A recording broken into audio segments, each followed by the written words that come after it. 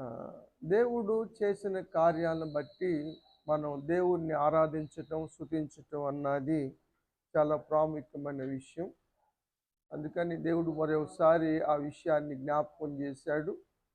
మరి ఆ విషయంలో మనం ఆరాధన చేద్దాం. ప్రార్థనలు మా ప్రార్థనలు ఆలకించబడ్డాయి.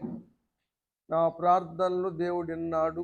మేము చేసిన ప్రార్థనలకి ప్రతిఫలం వచ్చింది అన్న వాళ్ళు ఉన్నారండి. దేవుని స్తోత్రం. Very good. ఆల్మోస్ట్ అందరి ప్రార్థనలు దేవుడు విన్నాడు, కార్యాలు చేశాడు. అందుకు మనం దేవునికి స్తుతి చెల్లించాలి, ఆరాధించాలి. ఆ విషయాన్ని ఈరోజు మనం నేర్చుకుంటున్నాం.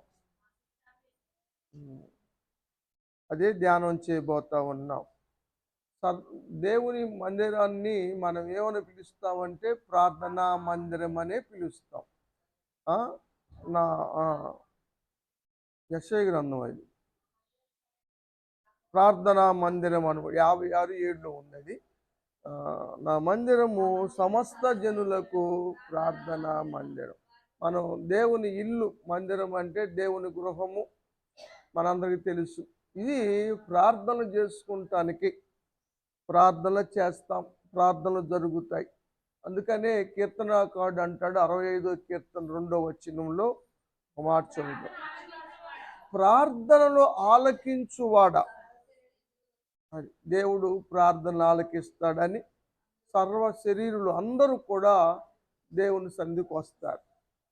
కాబట్టి దేవుని సన్నిధికి వస్తున్నాం, మనం ప్రార్థనలు చేస్తున్నాం, మనం దేవుడు ఆలకించి కార్యాలు చేస్తున్నాడు కనుక ఆయన్ని గట్టిగా ఆరాధించాలి, స్తుతించాలి. ఇక రేపు నుంచి క్రిస్మస్ మాసం ప్రారంభించబడుతుంది. కాబట్టి ఇక రేపు నుంచి క్రిస్మస్ వర్తమానాలు మనం ధ్యానం చేయబోతూ ఉన్నాం. ఆ విషయాన్ని జ్ఞాపకం చేసుకున్నాం. ప్రార్థన విలువను గుర్తించండి. ప్రార్థన గురించి ఎన్నిసార్లు చెప్పినా కూడా తక్కువే అనిపిస్తుంది. ప్రార్థన విలువ తెలియని సమయంలో ప్రార్థన చెయ్యక నిద్రపోయారు శిష్యులు, కానీ శోధనలో పడ్డారు. యేసు ప్రభువు చెబుతానే ఉన్నారు, హెచ్చరిక చేస్తూనే ఉన్నారు. అయినప్పటికీ కూడా వారు ప్రార్థన చేయని వారుగానే ఉన్నారు. ప్రార్థన తెలిసిన తర్వాత, దాని విలువ అర్థమైన తర్వాత వారు ప్రార్థనలో ఎడతెగక ఉన్నారు. ప్రార్థన చేయకుండా ఉండలేదు, వాళ్ళు ప్రార్థన బాగా చేశారు. ఉదాహరణకి పేతురు గారి సంగతి మనకు తెలుసు. పేతురు గారి జీవితంలో కొన్ని ప్రార్థనల విషయాలు నేను చెప్తాను. ప్రార్థన చేయటం అలవాటు చేసుకున్నాడు. అపోస్తులుగా వారు మార్చబడ్డారు. ప్రార్థనలు అలవాటు చేసుకున్న తర్వాత యేసు ప్రభువారు ఆరోహణమైన తర్వాత వారందరూ కూడా కూడుకొని ఏం చేశారంటే ప్రార్థనే చేశారు. అపోస్తుల కార్యముల్లో లోకా భక్తుడు రాస్తాడు, 1వ అధ్యాయం 14వ వచనం. సుమారు 120 మంది స్త్రీలు పురుషులు అందరూ కలిసి ఏక మనసుతో ఎడతెగక ప్రార్థన చేశారు. వాళ్ళు ఏక మనసుతో ఎడతెక్క ప్రార్థన చేశారు కాబట్టి పరలోకము నుంచి పరిశుద్ధాత్ముడు వచ్చాడు. వాగ్దానం చేసిన ప్రకారంగా యేసు ప్రభువారు పరిశుద్ధాత్మను పంపారు. పరిశుద్ధాత్ముడు ఆ పెంతెకోస్తు రావటం ఇక్కడే ఉండిపోయాడు. యేసు ప్రభువారైనా 33.5 సంవత్సరాలు మాత్రమే భూమి మీద ఉన్నారు, కానీ పరిశుద్ధాత్ముడు అప్పుడు నుంచి మళ్ళీ 2వ రాకడ దాకా ఉంటాడు కదా. రాత్రి మనం అనుకున్నాం కదా, పెళ్లి కుమార్తెను తీసుకెళ్ళి పెళ్లి కొడుకు అప్పచెప్పిన దాకా ఆయన ఇక్కడే ఉంటాడు.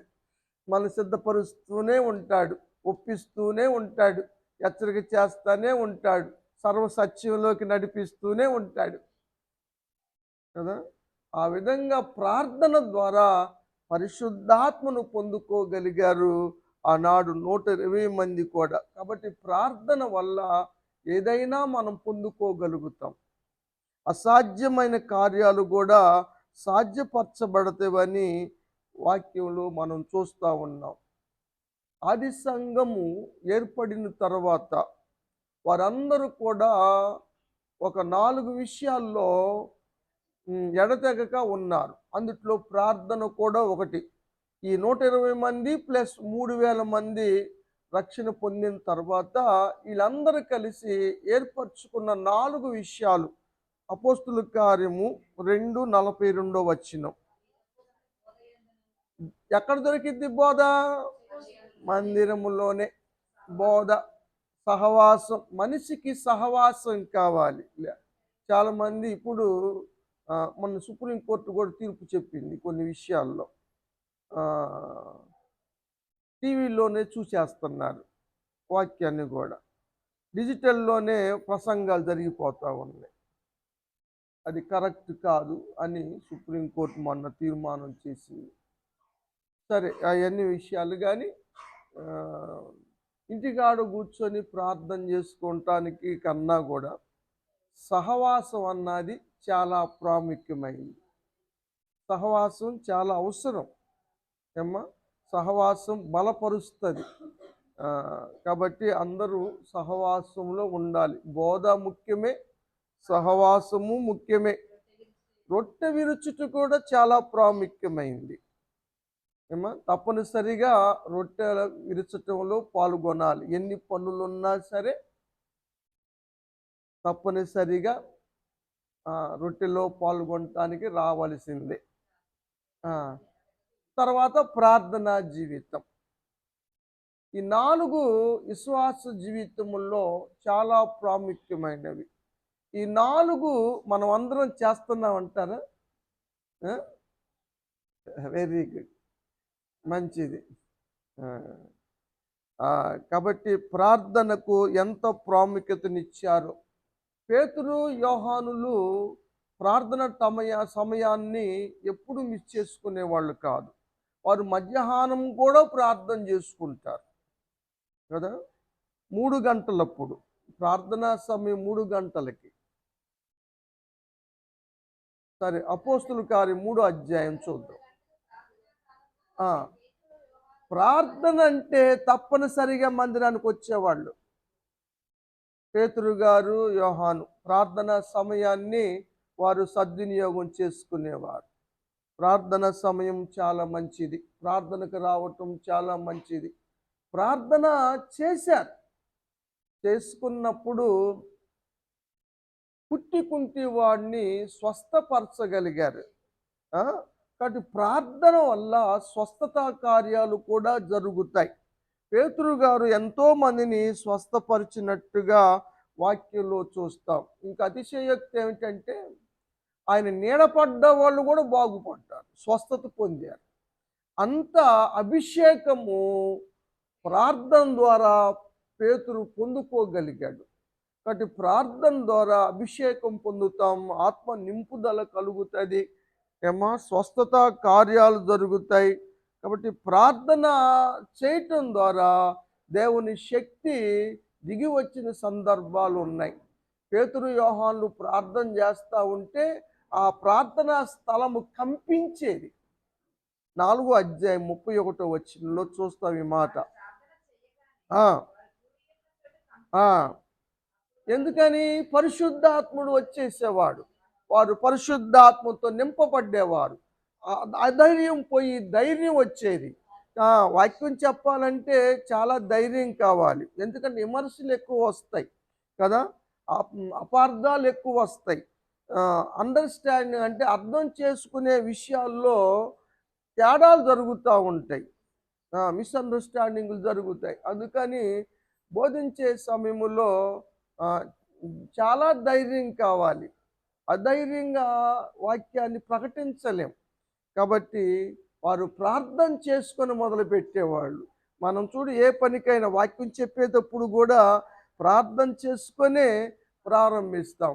వాళ్ళు ప్రార్థన చేయంగానే దేవుని పరిశుద్ధాత్మ వచ్చేవాడు, నడిపింపు ఇచ్చేవాడు. పరిశుద్ధాత్మ లేకుండా వాక్యం బోధిస్తే ఏమీ యూస్ఫుల్గా ఉండదన్న విషయాన్ని మనం చూస్తూ ఉన్నాం.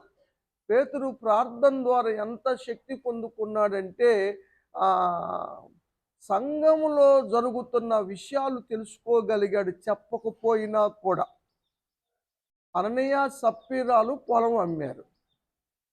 కానీ ఎంతకు అమ్మారో ఆ, విషయము దేవుడికి తెలుసు. అది పేతురు గారికి తెలియచేయబడింది. ప్రార్థన ద్వారాగానే తెలుసుకోగలిగాడు. ఎంత మిగుల్చుకున్న విషయం కూడా అర్థమైంది. వాళ్ళని హెచ్చరిక చేశాడు కదా. ఎంత కమ్మారు మీరు, ఎందుకు ఆ విధంగా అబద్ధాలు ఆడతారు, పరిశుద్ధాత్మను ఎందుకు మోసగిస్తారు, దేవుణ్ణి ఎందుకు శోధిస్తారు అని హెచ్చరిక చేసిన సందర్భాలు కూడా మనం చూస్తాం. ఇదంతా ప్రార్థన ద్వారా కలిగిన విషయాలు మనం చూస్తూ ఉన్నాం కదా. 5:16 చూడండి.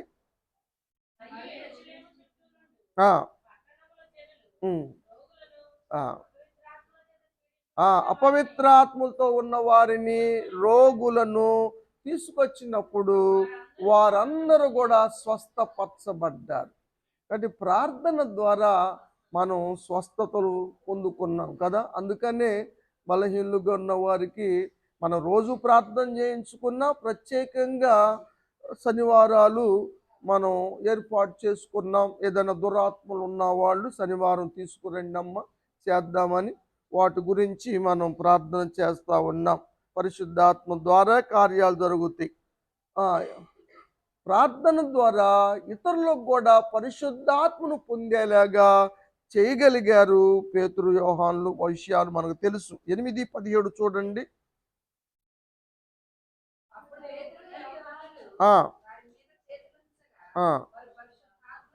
అది వీళ్ళు నింపబడటమే కాదు కానీ ఇతరులకు కూడా దాన్ని పంచగలిగారు. కాబట్టి మనం పొందుకున్న ఈ ఇతరులకు కూడా పంచగలటం అన్నది చాలా గొప్ప విషయంగా మనం చూస్తూ ఉన్నాం. పరిశుద్ధాత్మను ప్రార్థన ద్వారా మనం పొందుకోగలుగుతాం. వారు నేర్చుకున్న విషయాన్ని అమలుపరిచారు. మనం కూడా నేర్చుకున్న విషయాల్ని అమలుపరచాలి. నేర్చుకున్నంత వల్ల ఉపయోగం ఏముంది తెలియ చెప్పాలి. అనేయ అన్న పేరు విన్నారు మీరు? అతనికి పక్షవాయు రోగం ఉంది. పేతురు గారి దగ్గర తీసుకొస్తే పేతురు గారు స్వస్థపరిచారు. 9:34 ఉంటుంది. 8 సంవత్సరాలు ముట్టి మంచంలోనే పక్షవాతంలో ఉన్నాడు ఆయన. అనేయ అన్న ఆయన పేతురు గారు.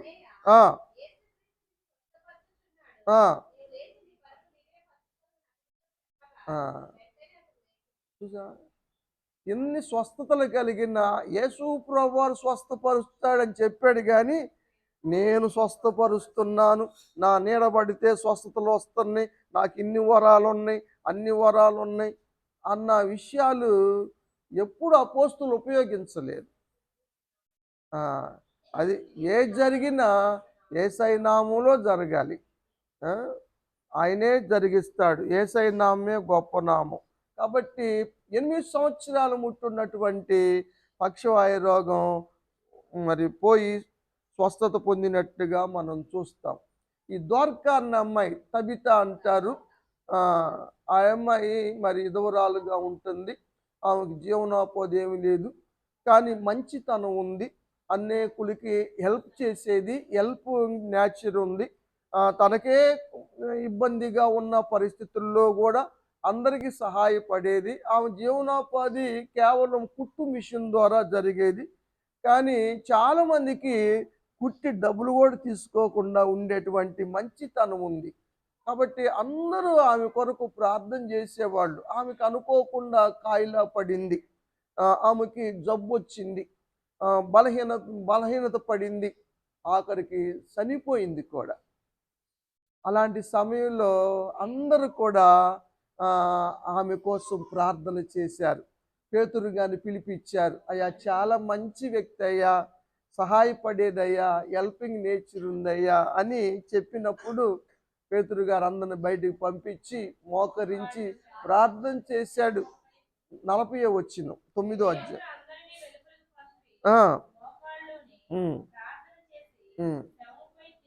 ఆ, ఆ. తబిత లెమ్మనగా ఆమె పోయిన ప్రాణం తిరిగి వచ్చింది. ఆమె మళ్ళీ బ్రతికింది, సజీవురాలుగా ఉంది. ప్రార్థన బ్రతికిస్తుంది కదా. ఒరే నిద్రపోతా, లేచి ప్రార్థన చేయరా, దేవుడు బతికిస్తాడేమో, కనికరిస్తాడేమో అని వాడ నాయకుడు యోనా గారికి చెప్పాల్సి వచ్చింది కదా.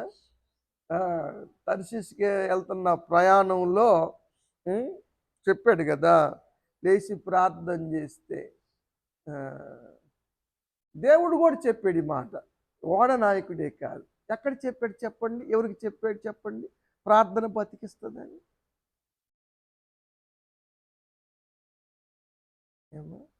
ప్రార్థన వల్ల అంటే మీలో ఎవరు మరణించరు, దేవుడు నాకు తెలియచేసాడు దూతను పంపి మనకేం కాదు అని 278 మంది ఓడలో ఉన్న వాళ్ళకి చెప్పి భోజనం చేయండి అని ధైర్యపరిచాడు. అది అసలు మీరు చెప్పింది. దేవుడే చెప్పాడు.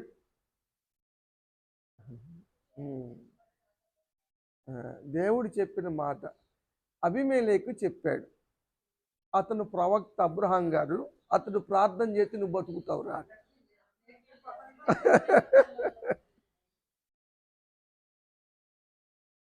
కదా. ప్రార్థన బ్రతికేస్తాడు. 20వ అధ్యాయం చూడండి. అతడు ప్రవక్త, అతడు నీ కొరకు ప్రార్థన చేస్తాడు, అప్పుడు బతుకుతావు. ప్రార్థన బ్రతికిస్తాడు. కాబట్టి ప్రార్థనలో చాలా ఉన్నాయి కదా. పోయిన ప్రాణాలు తిరిగి వచ్చిన వాళ్ళు ఉన్నారు, అది దేవుని చిత్తం. మన అందరికీ రాలేదా అంటే కాదు. దేవుడు విషయాన్ని అర్థం చేయటానికి యేసు ప్రభువు వారు 3.5 సంవత్సరాల్లో జీవించిన సమయం 33 సంవత్సరాలు ఉన్నారు కదా. 3.5 సంవత్సరాలు పరిచర్య చేశారు కదా. ఆ పరిచర్యలో ఎంతమందిని బ్రతికిచ్చారు? అంతమందిని చనిపోయింది కాదు కదా. అంటే దేవుడు కార్యాలు చేయగలడని విశ్వాసం కలిగించటానికి కొన్ని కార్యాలు, సూచనలు యేసు ప్రభువు చూపించారు. తనకున్న అధికారం కదా చూపించారు. ఆ విషయాన్ని మనం చూస్తూ ఉన్నాం. ఇంకా 3 గంటలకి ప్రార్థన అలవాటు ఉంది కదా. ఆకలి అవుతుంది, ఇంటికి పిలిచారు భోజనానికి. ఆయనకే 3 గంటలకు ప్రార్థన చేసుకునే అలవాటు. మరి వీళ్ళేం భోజనం చేయట్లా, వాసన వస్తుంది, వండుతున్న వాసన వచ్చిన కాడ నుంచి ఆకలి పెరుగుతూ ఉంటుంది, ఆకలి అవుతుంది, అటేమో ప్రార్థన టైము. మరి ఏం చేయాలి?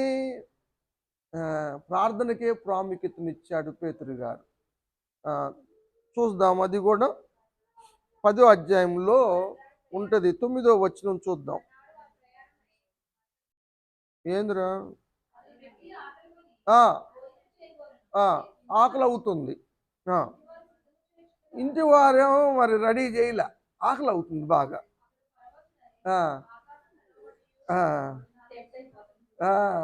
మిద్ది మీదకి ఎక్కాడు, ప్రార్థన చేస్తున్నాడు.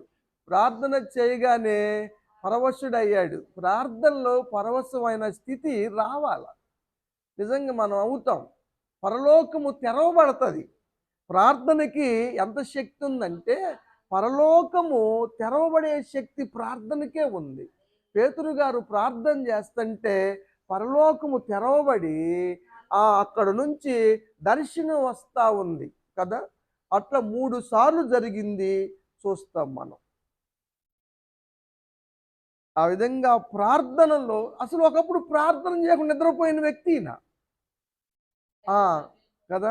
యేసు ప్రభువు అడిగామయ్యా, ఒక్క గడి అయినా మేలుకొని ఉండలేరా, వాళ్ళ కనులు భారంగా ఉన్నాయి. కానీ ప్రార్థన విలువ తెలిసిన తర్వాత ప్రార్థన చేయకుండా ఉండలేకపోయారు వాళ్ళు. మరి ప్రార్థన విలువ మీ అందరికి తెలుసు కదండి. Very good. అందుకే సరైన పొద్దున 5ంటికి వస్తున్నారు. వెరీ గుడ్, మంచిది. ప్రార్థన విలువ గుర్తించమని మరొకసారి చెప్తా ఉన్నా. యేసు ప్రభు వారు కూడా ప్రార్థన చేసినప్పుడు ఆకాశము తెరవబడింది కదా. పరలోకము నుంచి పరిశుద్ధాత్ముడు యేసు ప్రభు వారి మీదకి దిగి వచ్చాడని లోకభక్తుడు రాస్తాడు. 3వ అధ్యాయం 21వ వచనం అనుకుంటాను, చూడండి. బాప్తిసం తీసుకొని ఒడ్డుకొచ్చిన తర్వాత ఆ, ప్రార్థన చేస్తున్నారు యేసుప్రభు. ఆ ప్రార్థన చేయంగానే ఆకాశం తెరుచుకుంది. ప్రార్థనకి అంత శక్తి ఉంది. యేసుప్రభు చూపించారు మాదిరి. మీరు కూడా ప్రార్థన చేస్తే కదా, దైవజనులు ప్రార్థన చేసినా కూడా ప్రార్థన పరలోకానికి చేర్చబడుతుంది. మీరు ప్రార్థన చేసినా కూడా పరలోకం వెళ్ళి అక్కడ పెద్ద పాత్ర ఉంటుంది. అవన్నీ దాంట్లో వేస్తారు. కన్నీరేమో బుడిలో నింపబడతాయి, ప్రార్థనలేమో పాత్రల్లో పడతాయి. పరిశుద్ధుల ప్రార్థనలై ఆ పాత్రలో ఉన్నాయన్నీ. ఎందుకంటే మనం గొంతెమ్మ కోరికలన్నీ దేవుని దగ్గరికి పోవు, ఎడిటింగ్ చేయబడతాయి. ఏదన్నా జరిగితే ఎడిటింగ్ ఉంటుంది కదా, ఎడిట్ చేయబడతాయి. ముఖ్యమైనవి అందుట్లో కూడా మళ్ళీ కలపవలసినవి ధూపద్రవ్యాలు కూడా దూతలు కలుపుతారు. దేవుని దగ్గరికి వెళ్ళేటప్పుడు అమర్యాదగా చేసే ప్రార్థనలు వెళ్ళవు, ఎడిటింగ్ జరిగిద్ది అక్కడ.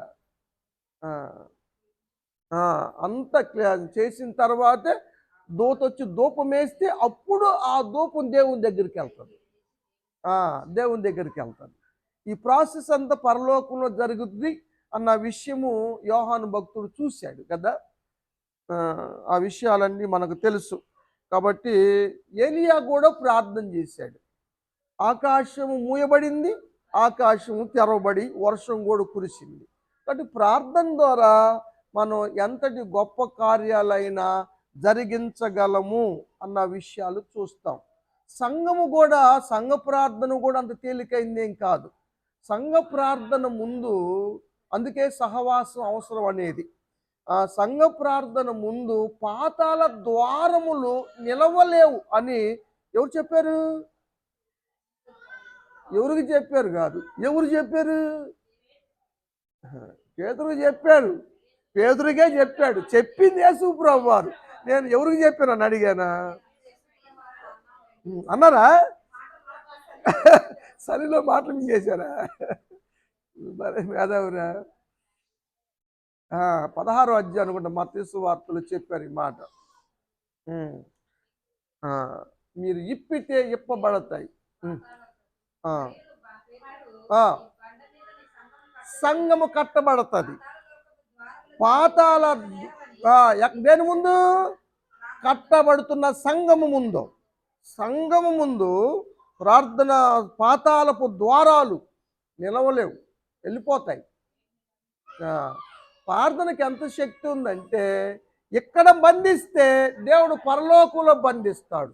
ఇక్కడ ఇప్పుడుదాలు చేస్తే అది దెయ్యం బట్టి వాళ్ళు తీసుకొస్తే ప్రభువా బంధించు అంటున్నాం కదా, తొలగించు అని ప్రార్థన చేస్తున్నాం కదా, మరి దేవుడు తొలగిస్తున్నాడు. ప్రార్థన ఎంత గొప్పదో ఇక్కడ వాక్యంలో మనం చూస్తూ ఉన్నాం. కాబట్టి ప్రార్థన చేసిన ప్రతిసారి పరలోకపు సహాయం పొందుకోగలుగుతాం. దానియేలు ప్రార్థన చేసినప్పుడు దేవదూత దిగొచ్చాడు, సింహాల నోలు మూయించాడు, హాని కలక్కోకుండా చేశాడు. సంఘం ప్రార్థన చేసినప్పుడు కూడా దేవదూతను పంపాడు పేతురు గారి దగ్గరికి. పేతురు గారిని చెరసాల నుంచి దేవదూత వచ్చి విడిపించినట్టుగా వాక్యం చూస్తూ ఉన్నాం. కాబట్టి ప్రార్థన ద్వారా దేవుని సహాయం మనం పొందుకోగలుగుతాం. చాలాసార్లు పొందుకున్నామని మీరు ఇందాకే చెప్పారు. కాబట్టి పొందుకున్న వాటికి కృతజ్ఞత చెల్లించాలి, స్తుతి చెల్లించాలి అన్నది ఈరోజు మనం నేర్చుకుంటున్నాం. మరి ఇన్ని ప్రార్థనలు దేవుడు మన ప్రార్థనలు ఆలకించినప్పుడు ఆయన ఆరాధించాలి, గణపరచాలి. అప్పుడే మరలా మనం పొందుకోగలుగుతామన్న సత్యాన్ని ఈరోజు మనం నేర్చుకుంటా ఉన్నాం. ఇంకేం కావాలన్నా ప్రార్థనే, ఏది పొందాలన్నా ప్రార్థనే.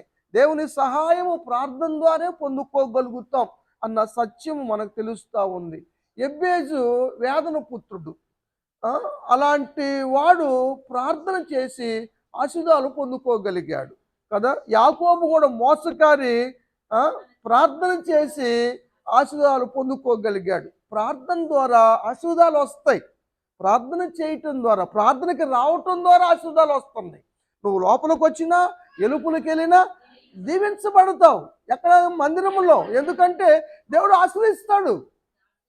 ఆశీర్వాదాలు వస్తవి, ప్రార్థన ద్వారా ఆశీర్వాదాలు వస్తాయి. అవును, ఇక్కడ ఈ స్థలంలో చేయబడే ప్రార్థనలు దేవుడు ఆలకిస్తాడు. కనుదృష్టి వెళ్ళవేళ్ళు ఈ మందిరం మీద ఉంచబడుతుంది. ఇది నేను కోరుకున్న స్థలము అని దేవుడు చెప్పిన మాటలు మనకు తెలుసు. వరన్న కళ్ళములో కట్టబడినటువంటి మందిరములు మనం చూసాం కదా మాటలు. అవన్నీ కూడా సొలొమోను గారు ప్రార్థన చేస్తూ చెప్తున్న మాటల్లో ఉన్న ఇవన్నీ కూడా ఆ విషయాలు. కాబట్టి ప్రార్థన చాలా గొప్పది. ఈ సొలొమోనుకు కూడా జ్ఞానం తక్కువైతే బాల్యంలోనే చిన్నతనంలో రాజ్యానికి వచ్చినప్పుడు రాజ్యంలో మరి కౌంట్ చేయటానికి కానీ వేగు చూడటానికి కానీ కావలసిన జ్ఞానం లేకపోతే దేవుణ్ణి అడిగాడు. వర్ణింప శక్యము కానటువంటి జ్ఞానం ఇచ్చాడు. కాబట్టి ప్రార్థన ద్వారా మన బిడ్డలందరూ కూడా జ్ఞానం పొందుకున్నారు, మంచి ఉద్యోగాలు చేసుకుంటున్నారు. ఇంకొంతమంది ఇంటర్వ్యూకి ప్రిపేర్ అవుతున్నారు. 13 ఎగ్జామ్కి వెళ్తా ఉన్నాడు. వాటికి కూడా కావాల్సిన జ్ఞానం ఇచ్చి దేవుడు విజయాన్ని చేకూర్చును గాక. ప్రార్థనే చెయ్యాలి. అందుకనే 13వ తారీఖున ప్రేమకి ఎగ్జామ్ ఉంది. దాని నిమిత్తం కూడా 13వ తారీఖు ప్రత్యేకమైన విజ్ఞాపన కూటం ఉంది కదా. రెండో శుక్రవారం వచ్చింది.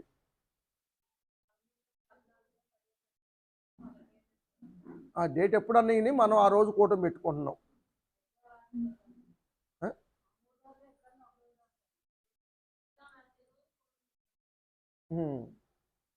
అట్టయితే అట్లా ఖాళీలు లేవు ఇప్పుడు పెట్టడానికి కూడా. ఇప్పుడు శనివారాలు పెట్టమని అడుగుతుంటేనే ఖాళీలు లేవు. మరి ఒక పని చేద్దామా, శనివారం మైసూరు కూటం అయిపోయిన తర్వాత, ఆతిథ్యం అయిపోయిన తర్వాత మనం ఇంకో కూటం పెడదామా? ఆలోచించేయండి. ఉండటానికి ఉండగలిగితే ఆ కూటం కంప్లీట్ అయిపోయిన తర్వాత ఖాళీలు లేవు పెట్టడానికి. సార్ ఏంటండి కూర్చుంటారా?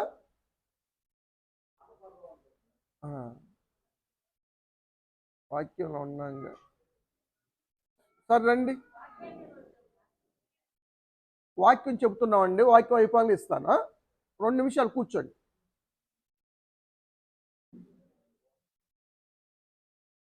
ఆయన సామాను అమ్ముకుంటానికి వచ్చాడు.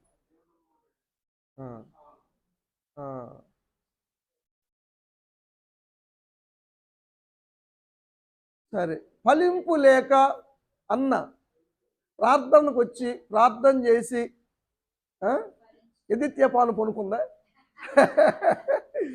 ఈ అన్న అక్కడ అన్న కూడా సమయాన్ని గాను పొందుకోగలిగింది. ప్రార్థన ద్వారా ఫలింపు, గర్భఫలము, ఏ ఫలమైనా సరే ప్రార్థన ద్వారా మనం పొందుకోగలుగుతామని వాక్యములో మనం చూడగలుగుతా ఉన్నాం. కాబట్టి ప్రార్థన చాలా ప్రాముఖ్యమైందని వాక్యము తెలియజేస్తూ ఉంది. మోషే గారు ప్రార్థన చేయటం వల్ల అద్భుతాలు జరిగినాయి, తెగుళ్ళు ఆపించబడ్డవి అన్నీ కూడా మనం చూస్తూ ఉన్నాం. ప్రార్థించి మిరియాముని బాగు చేయగలిగాడు. యెహోషువ ప్రార్థన చేసి సూర్యచంద్ర నక్షత్రాలను ఆపగలిగాడు. యెహోషాపాతు రాజు ప్రార్థన చేసి జయ జీవితాన్ని పొందుకోగలిగాడు. ఎలీషా ప్రార్థన చేసి మనోనేత్రాలు తెరవగలిగాడు కదా. ఇవన్నీ ప్రార్థన ద్వారా. పౌలు గారు ప్రార్థన చేసి చెరసాల పునాదులు అదిరేలా చేసి ఆ ద్వారాలన్నీ తెరిసేలాగా చేసి ఒక చెరసాల నాయకుడిని రక్షణలోకి నడిపించగలిగాడు. కాబట్టి ప్రార్థన విలువను మీరు గుర్తించాలి. ప్రార్థన ఎంత ప్రాముఖ్యమైందో తెలుసుకోవాలి. ప్రార్థన ద్వారానే చాలామంది పరలోక ప్రార్థన చేయరు. కొన్ని డినామినేషన్లు పరలోక ప్రార్థన చేయటానికి ఇష్టపడరు. ఎందుకనో కానీ పరలోక ప్రార్థనలో ఏముందో మీకు తెలుసు కదా. పరలోక ప్రార్థనలో విశ్వాసం ఉంది, సంబంధం ఉంది, ఆరాధన ఉంది, నిరీక్షణ ఉంది, క్షమాపణ ఉంది, పశ్చాత్తాపం ఉంది, అవగాహన ఉంది. ఇవన్నీ ఉన్నాయి. ఉదాహరణ చెప్పి ముగిస్తాను, టైం అవుతుంది. బ్రదర్ పాట పాడుతా అన్నారు. పరలోకమందున్న అంటే ఏంటి? పరలోకం ఉంది అన్నది విశ్వాసం. పరలోకం, మనం పరలోక ప్రార్థన చేస్తున్నామంటే పరలోకం ఉందని విశ్వాసం. మా తండ్రి అంటే మన సంబంధం. అక్కడున్న ఆయన మన తండ్రి, మన సంబంధాన్ని తెలియచేస్తా ఉంది. నీ నామం పరిశుద్ధపరచుబడునుగా కంటే ఆరాధన అది. ఏమ్మా, ఆరాధన కింద లెక్క. నీ రాజ్యం వచ్చునుగా కంటే నిరీక్షణ. నీ రాజ్యం వస్తుంది, గ్యారంటీ ఉంది, రాజ్యం ఉంది, అది వస్తుంది, అది నిరీక్షణ అన్నమాట. నీ చిత్తం నెరవేరునుగా కంటే సమర్పణ.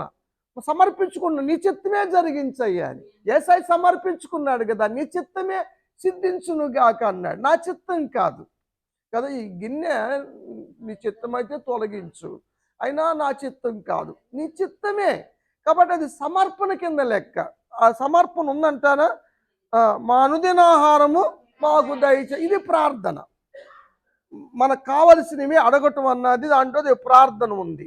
మా రుణస్తుల్ని క్షమించమంటే ఇది క్షమాపణ. ఇది నువ్వు క్షమిస్తున్నావు అనమాట, ఇందులో క్షమాపణ ఉంది. మా రుణములు క్షమించుమన్నది పశ్చాత్తాపం. మనం ఎదుటిని క్షమించడం క్షమాపణ, మన క్షమించమని అడగటం పశ్చాత్తాపం. ఇంకోటి ఏముంది?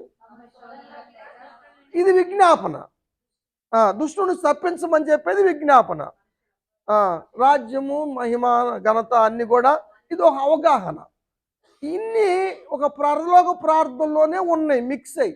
లేకపోతే యేసు ప్రభువుని ఎందుకు నేర్పిస్తారంటారు?